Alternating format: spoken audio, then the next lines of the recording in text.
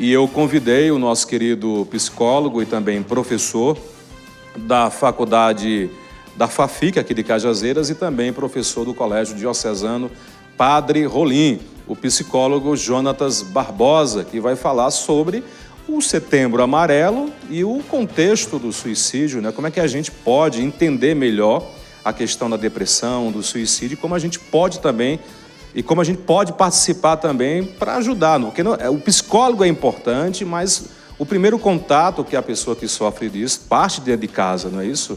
Então a gente tem que ouvir a pessoa, conversar e encaminhar a pessoa para um acompanhamento médico ou de um profissional da área para ajudar a resolver essa situação tão terrível que é crescente, né? Que é a questão da depressão e também do suicídio. Jonatas, bom dia, seja bem-vindo ao Diário News. Bom dia, muito obrigado pelo convite, a TV Diário do Sertão, muito pertinente, inclusive, e a ideia aqui é justamente fazer um percurso e tentar trazer o que é mito e verdade acerca disso. Então a gente vai no princípio, certo?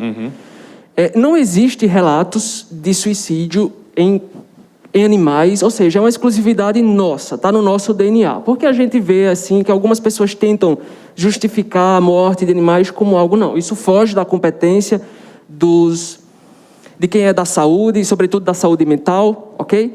Então, é uma quebra de paradigma, tá? A gente deixa bem claro aqui que isso é exclusividade nossa, do comportamento e pensamento humano. Então, indo um pouquinho mais para frente, a gente pode compreender o suicídio a partir de 3 conjuntos clínicos.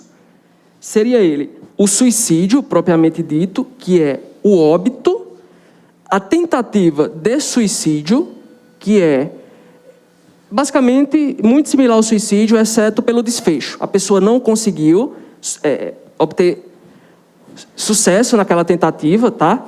Porém, talvez até a próxima vez, porque até mito achar que quem tenta uma vez não tenta outras. Tenta sim, inclusive fica um alerta.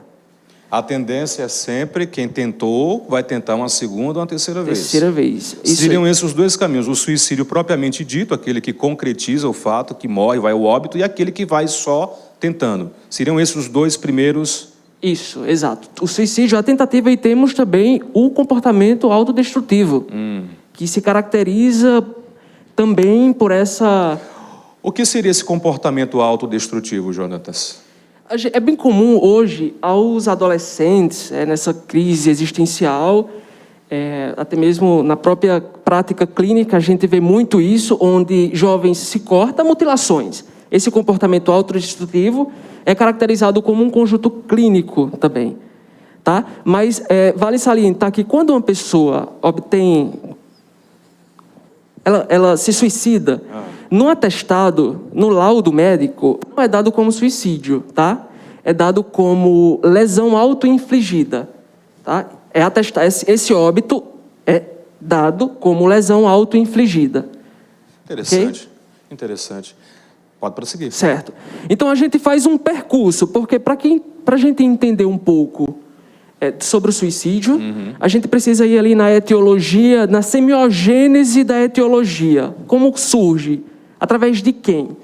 Então, existiu ali um médico em 1600, ou seja, há muito tempo atrás, um médico que ele escreveu Religie Medici, que é a religião dos médicos, onde ele viu um caso, até mesmo antes de Cristo, que era de Catão, um político e soldado romano, onde ele tira sua própria vida através de uma facada, né? Então, a partir dali, ou seja, um século depois, essa pessoa começou a estudar esse caso, e a priori, a etiologia suicídio não era suicídio, era autofonos, nesse livro, que foi escrito em latim na época, que significa justamente matar a si mesmo. Autofono significa matar a si mesmo. E quando esse livro foi traduzido para o inglês, do latim para o inglês, ficou a tradução que temos hoje, que é o suicídio. Tá? Então, o suicídio era autofonos, que passou por uma tradução que tornou-se suicídio. Ok? Certo.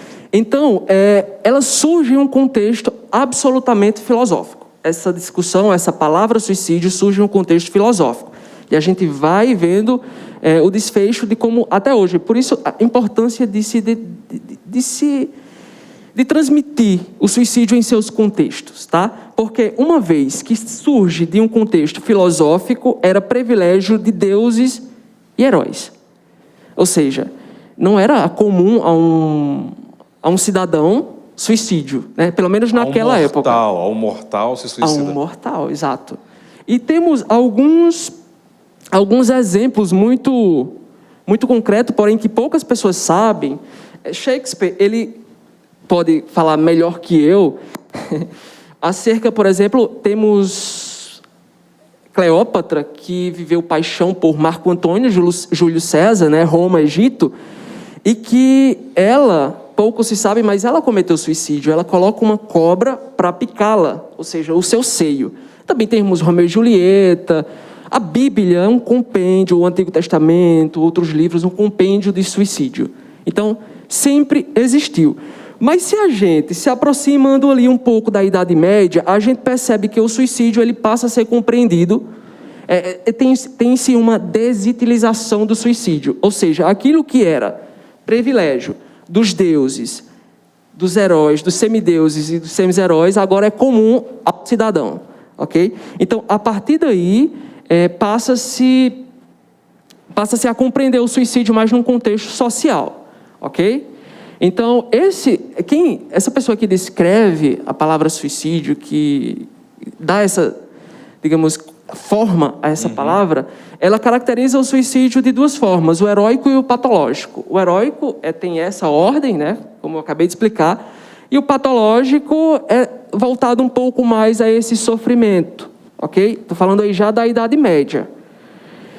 Então, quem temos como referência, assim, digamos, o psiquiatra que melhor compreendeu o suicídio? Talvez o segundo, né? Tivemos esse primeiro, mas já na Idade Média ali, temos Philippe Pinel, é um médico francês, onde ele revoluciona, de uma certa forma, o entendimento acerca dos processos. Ele caracteriza o suicídio como uma dor, uma existência dolorosa.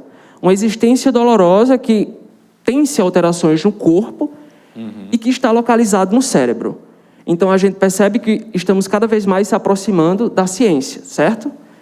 E posterior a Philippe Pinel, temos outro médico, que uma forma até de referenciá-los, dar continuidade ao seu trabalho, é o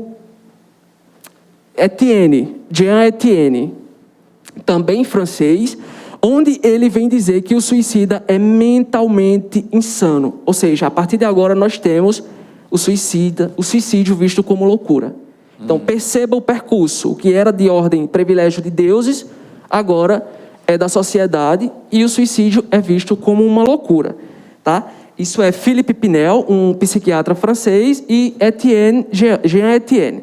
Mas aí, a gente quebra um paradigma a partir de agora, porque surge na sociologia um outro teórico muito inteligente que nos dá uma concepção diferente do suicídio. Ele diz que o suicídio é um fator social. Então, aquilo que é de ordem do transtorno tem uma forte influência no meio social, né? Então, temos aí um novo olhar para essas questões do suicídio. Émile Durkheim, ele é esse sociólogo que ele dá até algumas formas de suicídio, né?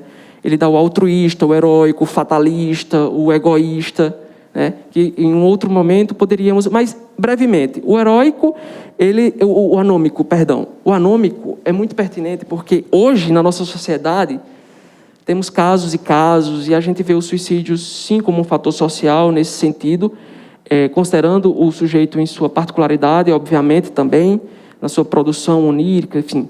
Mas anômica é o suicídio onde tem-se uma falta de norma, ou quando não há norma. Por exemplo, ele traz que naquele período os países viviam em guerra, durante a guerra existia uma redução no índice de suicídio. E posterior às guerras, o índice era altíssimo.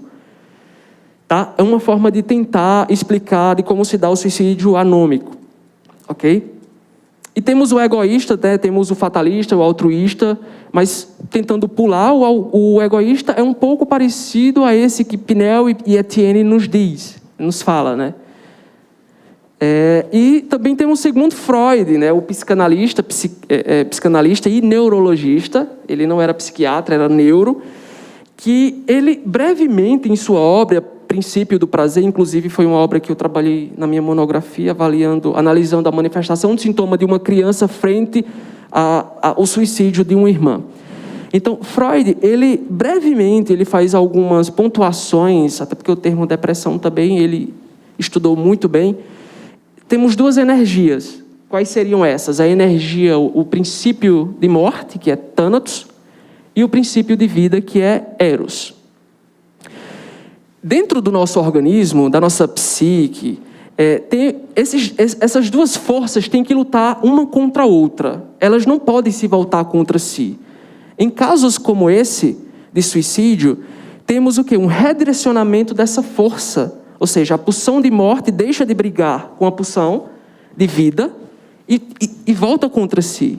Então, a depressão é um direcionamento de uma força autodestrutiva, né? Contra si. E depois de Freud, nós temos já chegando agora em 1960, ali, início, mais ou menos, já estamos no século XX, certo? Temos um filósofo que ele revolucionou, que é Albert Camus. Ele revoluciona em que sentido? Ele diz que ele é líder de um movimento absurdista, onde naquele momento... É interessante vermos que agora o suicídio sai dessa questão ética e da moral e continua sendo filosófica, mas de um novo campo que surge, que é o existencialismo. Se ele diz que toda existência é absurda, ou seja, Conrado, você não escolheu nascer nessa família, nasceu com cabelo grisalho, assim, na fase intermediária. Então, essas questões relativas à existência entra como uma explicação para esses comportamentos, tá? Então, Albert Camus, ele revoluciona dentro do movimento absurdista com essa questão existencial, tá? E ele diz que, diante do que me é posto, existe uma forma. Assim, eu me rebelo, porque rebelar-se é um verbo também que surge desse contexto. Eu me rebelo, ou seja, eu faço do absurdo algo lógico para mim, ou eu confirmo o absurdo e me mato, tá? Camus, ele revoluciona, sim, com sua filosofia existencial, acerca das explicações. Mas aí agora a gente chega no suicídio como uma questão de saúde pública. Não faz muito tempo que o suicídio no Brasil, por exemplo, a gente vai ali... Temos quem é os profissionais da saúde, sobretudo gestor também em saúde pública, eles nos enfatizam que em 1920, mais ou menos ali, com a descoberta da penicilina, com a descoberta das vacinas, dos antibióticos, com a melhoria de condições de saneamento básico, temos no Brasil o que chamamos de mudança de paradigma sociodemográfico. Certo? O que significa isso? A idade, a média de vida do brasileiro naquela época era de 37 anos. Chega a assustar, né? Imagina. A média, e hoje temos uma média de 76 anos. Ou seja, com todas essas descobertas, com todo o avanço da ciência, aquelas pessoas que morriam muito cedo passaram a sobreviver, morrer hoje com 76, que é a nossa média hoje. E entre elas, assim, morrem de doenças neurodegenerativas da própria idade. E entre elas o suicídio. Porque, por incrível que pareça, no mundo, segundo a OMS, o suicídio atinge mais os idosos do que os jovens, pelo menos a nível mundial. No Brasil temos outra estatística, mas em termos gerais, no mundo, morrem mais idosos do que jovens por suicídio. Mas vem crescendo o aumento de suicídios entre os jovens? Sim, não. Aqui no Brasil, com certeza. Mas a nível mundial temos uma crescente estatística que não para, não cessa. Por quê? Porque a prevenção, olha, no Brasil se investiu mais, por exemplo, numa prevenção contra a AIDS do que em suicídio. Porque se fosse o contrário, não, que bom, né? Mas tendo um relatório da OMS no qual eles identificaram que suicídio estava matando mais que AIDS, isso preocupou muito. Né? Não temos hoje no Brasil uma política efetiva, até porque não existe uma única forma de prevenir o suicídio.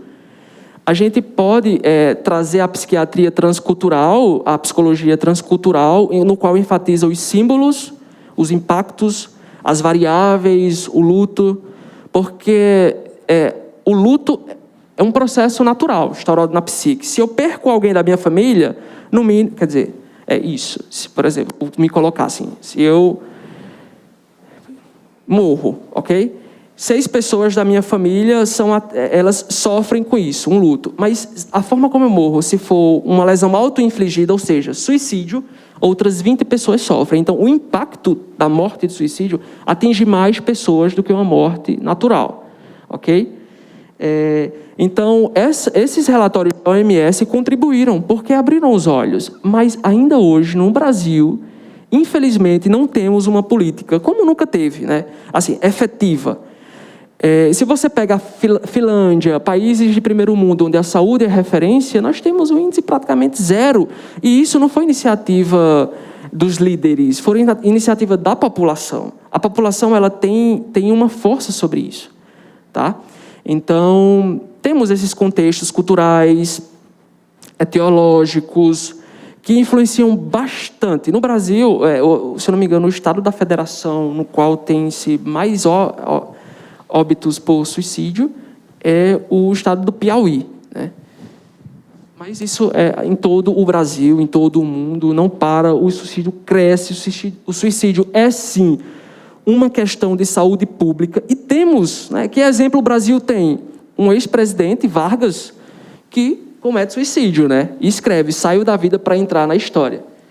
Então, devia-se pensar como uma estratégia de prevenção ali desde aquele momento. Mas é um percurso, é um caminho. Eu acho que as faculdades hoje, sobretudo de saúde mental, elas preparam, né? A própria Associação Brasileira de Psiquiatria, ela estabelece uma cartilha e diretrizes, no qual nos dá a total autonomia de fazer isso que eu estou fazendo aqui, passando. Exatamente. São 9h50. Jonatas, nós já estamos caminhando para o final da entrevista. Algo mais? Você trouxe algo diferente, né? Uma entrevista diferente, que você contextualizou a questão do suicídio. Isso é muito bom para a gente entender, na verdade, como esse processo ele vem evoluindo, vem se remodelando com o passar do tempo. Mas resumindo a história aí, qual o conselho como psicólogo, como professor, o que é que está faltando mais? É investimento do poder público, é a família ter mais sensibilidade, ouvir mais? Como é que você avalia hoje essa questão? Como é que a gente pode contornar essa situação? Então, como disse, existe, lógico que estratégia, não estou aqui querendo dizer que não há possibilidades, mas não existe uma única forma, porque vimos que é um contexto tanto histórico, social, perdão, como é uma questão existencial, particular a cada pessoa que sofre, certo? Então, são programas, né? São programas, como prevenir isso? Eu acho que é justamente se colocando à disposição, através de conversas, através de, claro que um acompanhamento especializado, mas um amigo tentando... Existem sinais e sintomas por trás de um suicida. Não é simples, mas também não é difícil identificar, né? Para que a gente não generalize os quadros clínicos e possa efetivar, mas uma escuta a alguém que sofre, disponibilizada, claro que sem pretensões nenhuma de responder, mas de ouvir a pessoa, tá? É basicamente por aí. Mas um acompanhamento especializado não é de total eficácia nesses casos. É imprescindível, tem que ouvir. Eu sempre digo, ouvir sem estar julgando, porque para a pessoa que está com depressão, que não está muito legal, e for desabafar com alguém, a pessoa só apontar erro é por causa disso, é frescura, é isso, só piora cada vez mais. Então, é ouvir, é acolher e ter ali um pouco de sabedoria para saber, nossa, isso aqui está precisando, esse daqui está precisando de um encaminhamento de um psicólogo, de um profissional da saúde. É mais ou menos isso, né, Jonatas? Exatamente. Conrado, você tocou numa questão muito particular. A exemplo de Freud, por exemplo, embora eu tenha falado muito pouco, há tanta pulsão de morte nessa pessoa que ela não quer mais saber de pulsão de morte. A gente tem que levar algo que seja contrário àquilo. Ou seja, você julgando a pessoa, você está contribuindo cada vez mais ali para que ela consiga, enfim, ter um desfecho contrário ao que você está propondo naquele momento. Mas é isso, é justamente de tentar levar de outra forma, de tentar tirar mais dessa pulsão, de tentar tirar essa pessoa desse risco, certo? Mas é isso.